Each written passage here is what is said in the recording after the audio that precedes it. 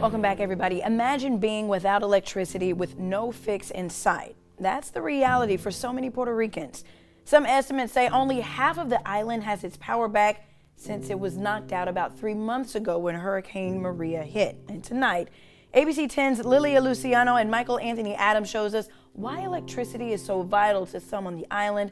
This is part of their ABC 10 original documentary, Puerto Rico Rises. That's airing on New Year's Day at 6 p.m. Adjuntas, like most towns in the central mountain range of Puerto Rico, was particularly devastated by Hurricane Maria. When we arrived, nearly 3 months later, the entire town was still without power.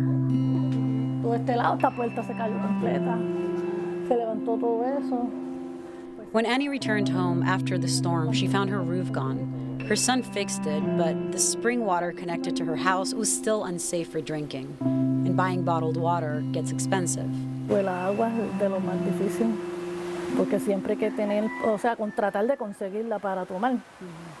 Si no, pues, no sé quién se arriesga a tomarse esa, pero por lo menos yo no lo hago. But even more expensive than water is the lack of power.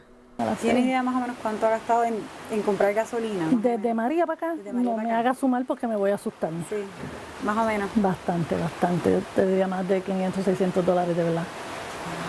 Es fuerte el gasto.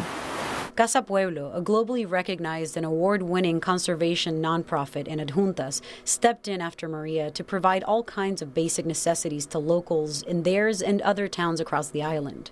Nosotros aquí le damos lo que tenemos. No importa partido, religión, clase social. Todo el que viene que necesita algo de lo que tenemos, se lo damos, sin fijarnos en nada de eso. What we know is that we are very vulnerable. Why was it so vulnerable? Why was it so, you take one down and the whole island goes array? So Puerto Rico is an island. As an island, it has to import fossil fuels, mostly oil, to operate our energy system. Apart from that, our system is a centralized energy system, which means that all of the system is interconnected, and the energy consumers of Puerto Rico are passive consumers.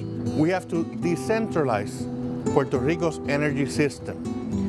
We have to integrate more renewable power into our system.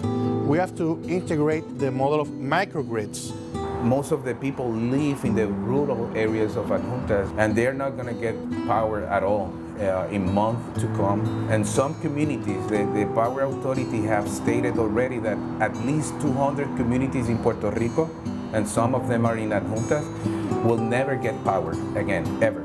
For decades, the conversation around energy has been hot and sticky, but now, with the Public Power Authority deeply in debt and its entire infrastructure completely destroyed, the debate over privatization has everyone, all the way from Congress to the deep country, talking. But it seems like one of the biggest reasons why it failed, it was being in public hands. No, Okay. I tell people this example, just because somebody does not take care of their child, you don't pass a law that says no one can have children. The private sector, as they should, they're always going to be looking for the profit. So what if it's not profitable all of a sudden to invest in the middle of a town where 10,000 people live? What happens to them?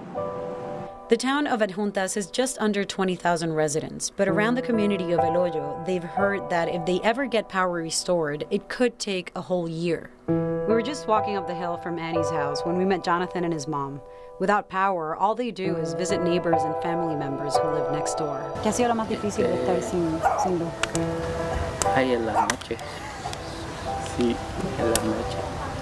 La soledad. Televisión, no hay nada para uno entretenerse. Jonathan was months away from finishing his master's degree in child psychology, but since Maria, he had to take a leave of absence, and now he's worried it'll set him back. Sí, me preocupa porque me atraso, me perjudica, que me atraso. The road that gets him to school was destroyed. Just up the road, for another neighbor, Maria, the lack of power could be the difference between life and death. Quiero que conozcas su historia porque verdaderamente pues son unas personas luchadoras. Maria is on dialysis, but without power, her machine doesn't work, so her husband has to perform the process manually. Gracias. Can you describe to me how the dialysis is performed? What do you use? How do you do it? Es un stand. Tiene un gelo, como un gelojito. Se pone una bolsa ahí. Baja por gravedad. So manually, they're just depending on gravity. By force of gravity To pull it out of her? is to pull it out. Se le saca por la grándula que ella tiene. Por esto. Se le saca por gravedad. Se le rompe un sellito a la otra bolsa. Se le mueve el gelo. Y ahí baja manualmente a través del estómago. ¿Ves? Así sucesivamente. Wow. And you have to do this 4 cambios diarios. 4 times a day for 2 hours every day, even through the night. That means he also has to do it when it's dark. Initially, to see what he was doing, he was using a signal light that he ripped from his truck attached to a car battery. But that failed. Now he's using a solar bulb that Casa Pueblo gave him. But manual dialysis is still dangerous. El manual no saca el agua suficiente del cuerpo, las toxinas del cuerpo. Entonces se me quedan en el cuerpo y eso me está afectando. Ha sido bastante cuesta arriba porque me siento más cansada, más débil. Me puede dar un paro renal, me puede dar... Pues yo también estoy operada de corazón abierto. Does that scare you? Eso la asusta.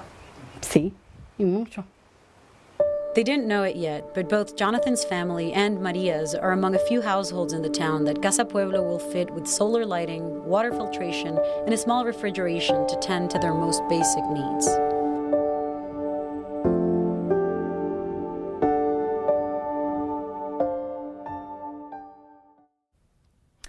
Don't forget to join us right here on ABC 10 on January 1st at 6 p.m. for our special Puerto Rico Rises with ABC 10's Lilia Luciano and Michael Anthony Adams. Now, in addition to problems with electricity, you'll hear about tourism and economic challenges on the island since Hurricane Maria hit.